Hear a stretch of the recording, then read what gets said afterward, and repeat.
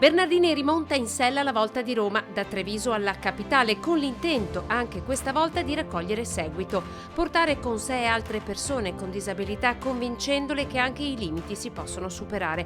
Una sfida sportiva inclusiva, condotta accanto all'amico ipovedente Cristiano Carnevale ed altri 8 amanti delle due ruote. Siamo riusciti ad andare oltre la chiusura del mondo della disabilità. Molto spesso, appunto, i disabili fanno attività solo tra di loro, un po' per timore, un po' per una comodità emotiva anche. Riuscire a condividere lo sport assieme ci permette di conoscere gli altri e di farci conoscere, andando oltre le diversità. Bernardini, rimasto paralizzato a causa di un incidente aereo, con l'impegno e la forza di volontà torna a camminare dopo 2 anni.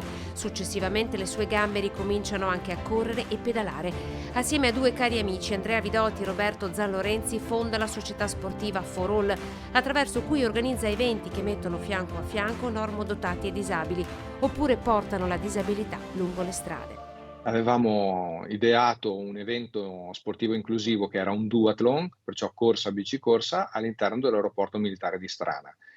E abbiamo coinvolto l'onorevole Giusy Versace più a livello semplicemente informativo. Lei ha detto che sarebbe venuta volentieri e io, un po' così per gioco, le ho detto: guarda, se vieni veramente ti porto l'invito in bici a Roma. E così nasce la Road to Rome nel 2019. Quest'anno il suo viaggio sarà anche un crowdfunding per sostenere il filo di Simo. Perché diano la possibilità di far fare attività sportiva ai ragazzi che soffrono di depressione e che sono in cura presso gli psicologi. Questo come ulteriore aiuto e proprio per andare a lavorare su quell'immagine che abbiamo di noi e così cominciare piano piano a sgretolare delle convinzioni che poi ci bloccano in delle situazioni estremamente difficili.